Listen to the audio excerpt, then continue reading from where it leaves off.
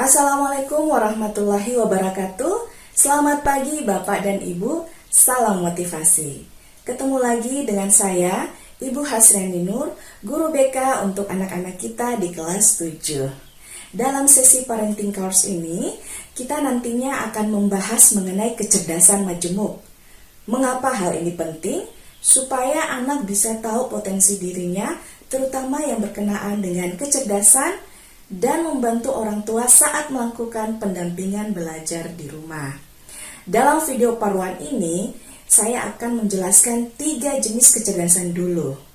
Yuk, mari kita simak materinya. Baik, sebelum saya menjelaskan mengenai kecerdasan linguistik, saya akan cerita sekilas mengenai teori kecerdasan majemuk. Bapak dan Ibu, sebenarnya teori ini sudah lama, dikenalkan pertama kali pada tahun 1983 oleh Howard Gardner, seorang pakar pendidikan dan psikologi berkebangsaan Amerika. Bagaimana sih teori ini muncul? Bermula dari Howard yang menentang konsep bahwa kecerdasan hanya ditentukan oleh IQ atau kemampuan kognitif saja. Padahal masih banyak kecerdasan yang di luar dari kognitif. Ia menilai bahwa pelajaran-pelajaran di sekolah pada masa itu hanya bisa menilai segelintir kecerdasan saja, sehingga kurang representatif. Nah, oleh sebab itu, Howard mengembangkan kecerdasan majemuk yang terdiri dari 8 jenis kecerdasan dan seiring berjalannya waktu menjadi 9 jenis kecerdasan. Banyak pakar pendidikan yang sepakat dengan teori ini ya, Bapak dan Ibu. Bahkan mereka menuangkannya dalam buku, antara lain Thomas Armstrong, kemudian kalau di Indonesia sendiri ada Munif Hatip, seorang pakar pendidikan sekaligus penulis buku yang menuangkan teori ini dalam buku berjudul Sekolah Anak-anak Juara yang dikarangnya bersama Alam Syah Said. Itulah tadi sejarah singkat mengenai kecerdasan majemuk. Nah, sekarang kita akan membahas kecerdasan yang pertama, yaitu linguistik. Berdasarkan definisinya, kecerdasan linguistik adalah kecerdasan dalam bentuk kata-kata, menggunakan bahasa untuk mengekspresikan, dan menghargai makna yang kompleks. Adapun karakteristik kecerdasan linguistik yaitu, pertama, anak yang cerdas linguistik itu mampu menyimak secara efektif, memahami, menguraikan, menafsirkan, dan mengingat apa saja yang diucapkan oleh orang lain, sehingga memiliki segudang kosakata yang terekam di kepalanya. 2. Membaca secara efektif. Jadi bukan sekedar membaca saja ya Bapak dan Ibu, tapi mereka itu bisa memahami, meringkas, menafsirkan, menerangkan, dan mengingat apa yang telah dibaca, sehingga mampu menguasai isi bacaan dalam waktu yang relatif singkat. 3. Berbicara secara efektif kepada berbagai pendengar dan mengetahui cara bicara sederhana, fasih, dan persuasif. Bisa dikatakan bahwa mereka itu punya communication skills dan mengetahui cara bicara yang mudah dipahami oleh teman bicara. Lalu, fasih dalam berbicara, jelas artikulasi dan intonasinya, serta mudah membujuk orang lain untuk mengikuti atau memahami jalan pemikirannya.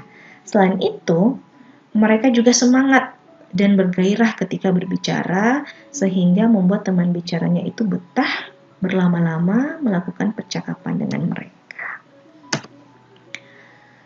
4. Menulis secara efektif, memahami dan menerapkan aturan tata bahasa dan ejaan tanda baca yang tepat. Anak yang cerdas linguistik itu mampu memainkan dan mengkreasikan kata-kata sehingga produktif dalam menghasilkan karya tulis. Terakhir, menguasai bahasa lainnya, ya, Bapak dan Ibu. Jadi selain bahasa ibu, mereka juga menguasai 1 atau lebih bahasa lain yang menunjang proses belajar, atau bisa saja menjadi modal bagi mereka yang berguna untuk masa depan.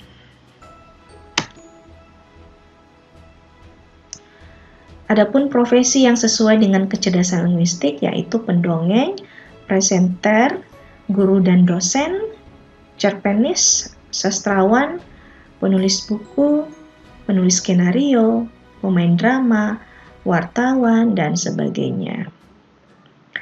Tokoh-tokoh yang terkenal dengan kecerdasan linguistik antara lain Andrea Hirata, penulis novel, salah satu buku bestsellernya yang paling saya ingat yaitu Laskar Pelangi ya. Bahkan isi buku ini diangkat ke layar bioskop menjadi film dengan judul yang sama dan booming dalam waktu yang singkat setelah dirilis. Lalu ada Astrid Tiar, salah seorang presenter infotainment dan juga menjadi host dalam banyak event-event yang ditayangkan oleh stasiun televisi. Berikutnya Munif Hatip. Beliau adalah praktisi pendidikan, guru, trainer, dan penulis buku yang produktif dalam melahirkan buku-buku dengan tema pendidikan dan parenting. Antara lain Gurunya Manusia, Sekolahnya Manusia, Orang Tuanya Manusia, dan Sekolah Anak-anak Juara. Hingga sekarang, beliau juga aktif menjadi pembawa materi dalam berbagai seminar ataupun webinar. Kecerdasan yang kedua adalah logis matematis. Kecerdasan logis matematis adalah kecerdasan dalam berhitung, mengukur, dan mempertimbangkan proposisi dan hipotesis, serta menyelesaikan berbagai operasi angka-angka. Karakteristiknya yaitu pertama, anak yang cerdas logis matematis ini peka dalam memahami pola-pola logis atau numeris dan kemampuan mengolah alur pemikiran yang panjang. Ketika diberikan soal numeris, maka mereka cepat dalam membayangkan pola-pola atau langkah-langkah yang akan diambil guna memecahkan soal tersebut. Bapak dan Ibu ya, bisa bayangkan ketika sekolah dulu memiliki teman yang jago matematika ya. Guru baru saja menyelesaikan soal di papan tulis, nah teman kita ini langsung sudah angkat tangan ingin menjawab pertanyaan. Ya mungkin dalam hitungan kurang dari 1 menit. Mengapa? Karena mereka punya kepekaan terhadap pola-pola numeris dan tentu saja punya keterampilan berhitung. 2. Memiliki respon yang cepat terhadap kalkulasi angka, sehingga cuma membutuhkan waktu yang singkat dalam memecahkan masalah yang berkaitan dengan angka dan jawabannya tepat. 3. Menunjukkan keterampilan pemecahan masalah secara logis atau memberikan solusi yang masuk akal sehingga mudah diterima oleh halayak atau orang banyak. 4. Menyukai operasi kompleks seperti kalkulus, fisika, dan pemrograman komputer, atau membuat software yang berguna dalam memudahkan aktivitas mereka. Terakhir, menggunakan teknologi untuk memecahkan masalah ya. Jadi anak yang cerdas logis matematis ini ya Bapak dan Ibu, mereka tidak bisa jauh-jauh dari yang namanya teknologi. Contohnya, ketika diberikan tugas membuat angket, maka mereka lebih memilih membuat angket tersebut dalam bentuk Google Form ya, lalu mengolah datanya dengan menggunakan Microsoft Excel atau spreadsheet, dan untuk presentasinya mereka menggunakan PowerPoint ya, yang ditampilkan dalam bentuk grafik atau diagram. Adapun profesi yang sesuai dengan kecerdasan logis matematis yaitu bisa menjadi dokter, astronot, pilot, ilmuwan, ahli ekonomi, ahli statistik, analisis pasar modal, ahli teknologi, dan sebagainya. Tokoh-tokoh dengan kecerdasan logis matematis yaitu Bapak Profesor B.J. Habibie ya, adalah presiden ketiga di negara kita, di mana beliau termasyhur dengan kejeniusannya dan mampu menciptakan pesawat N250 Gatot-Kaca. Gebrakan ini tentu saja membuat negara-negara lain menjadi kagum ya Bapak dan Ibu, bahwa ternyata Indonesia itu punya SDM yang luar biasa dalam memajukan teknologi penerbangan. Lalu ada Yohanes Surya, fisikawan dan pembimbing tim Olimpiade Fisika Indonesia, serta aktif dalam berbagai pelatihan matematika dan fisika. Berikutnya, Reza Broto Asmoro. Reza ini adalah dokter yang menjadi dokter host dalam sebuah tayangan televisi, lalu karirnya merambah menjadi model iklan yang temanya masih ada kaitannya dengan kesehatan. Sekarang ini menjadi juru bicara tim COVID-19.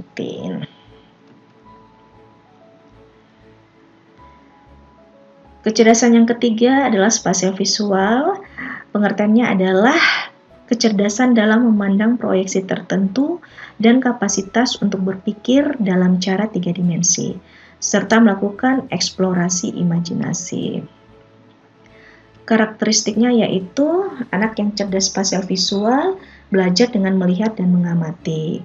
Mereka mampu mengenali beragam wajah, baik manusia maupun hewan, benda 2 dan 3 dimensi, bentuk, warna, detail, dan pemandangan.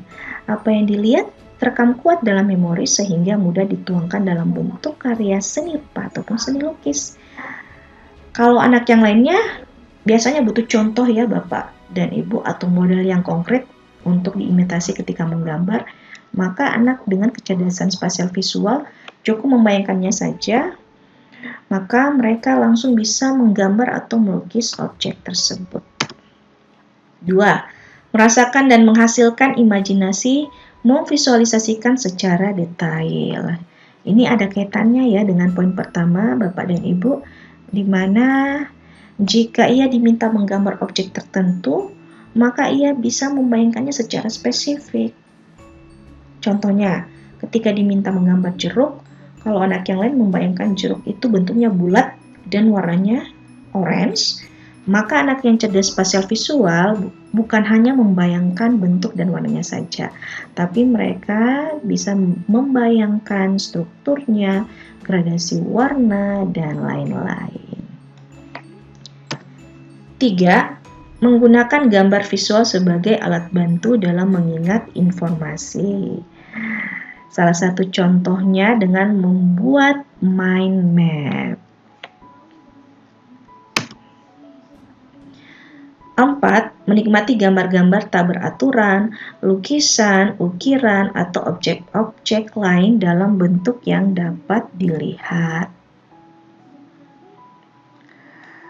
Bahkan, mereka mampu menafsirkan dan memaknai gambar tersebut sehingga mampu menceritakan pesan atau message yang ingin disampaikan oleh gambar tersebut.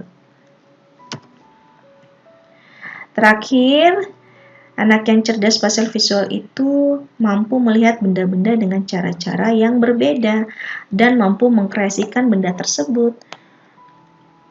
Contohnya ya Bapak dan Ibu, mereka melihat daun kering, mereka kepikiran untuk menjadikan daun kering itu sebagai hiasan figura atau digunakan dalam mencetak gambar ya. Bahkan menggunakan daun tersebut sebagai hiasan pakaian dan serat daun tersebut digunakan sebagai bahan dalam membuat pakaian yang ramah lingkungan. Next, profesi yang sesuai dengan kecerdasan spasial visual antara lain desainer pakaian, pelukis atau guru gambar, fotografer, pembuat patung, pengamat seni, arsitek, desainer, videografer, dan lain-lainnya. Adapun tokoh-tokoh dengan kecerdasan spasial visual yaitu Tino Sidin, salah seorang pelukis dan guru gambar yang terkenal dengan acaranya di stasiun TVRI ya. Kalau misalnya Bapak dan Ibu yang seumuran dengan saya pada era 80-an dan 90-an ada sebuah acara ya. Judulnya itu Gemar Menggambar. Nah, dalam acara ini Pak Tino mengajarkan kepada penonton, khususnya anak-anak, bahwa menggambar itu mudah. Cukup memadukan garis-garis lurus dan juga garis-garis lengkung sehingga menghasilkan gambar yang cantik. Lalu ada Dian Pelangi ya. Dian Pelangi ini salah seorang perancang busana terkenal ya. Dan punya brand tersendiri yaitu Dian Pelangi Fashion pernah juga melahirkan buku berjudul Hijab Street Style. Berikutnya Hanung Bramantyo adalah sutradara terkenal ya, piawai dalam membuat film-film box office. Salah satu karyanya yang saya paling ingat yaitu film Ayat-Ayat Cinta. Nah, bagaimana sih strategi mendampingi belajar atau strategi belajar yang sesuai dengan kecerdasan spasial visual, linguistik, dan logis matematis?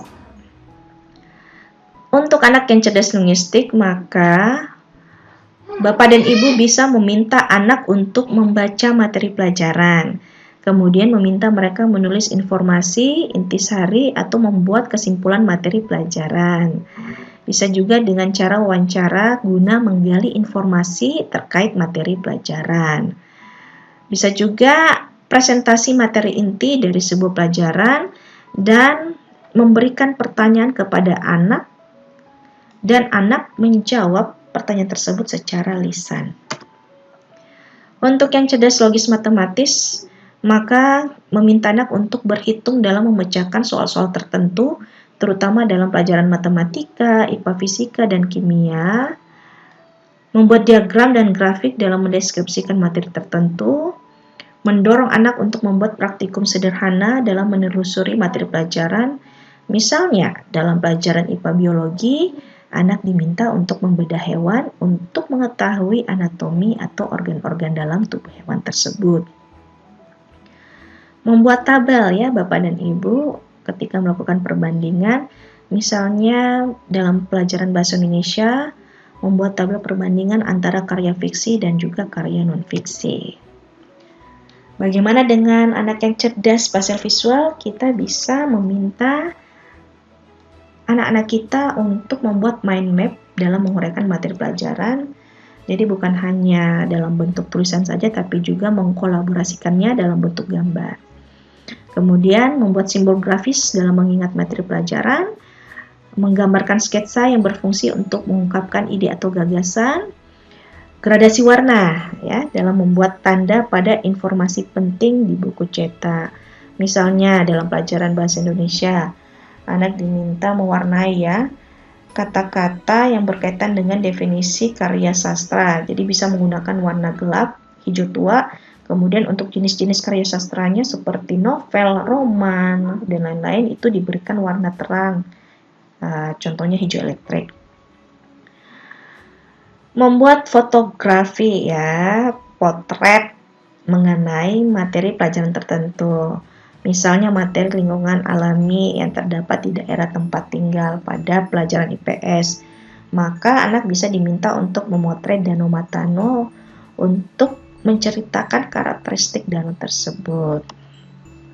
Nah, Bapak dan Ibu, yang paling utama yaitu Bapak dan Ibu memfasilitasi alat, bahan, dan perangkat serta fasilitas pendukung lainnya sesuai dengan modalitas atau kebutuhan anak dalam proses belajar.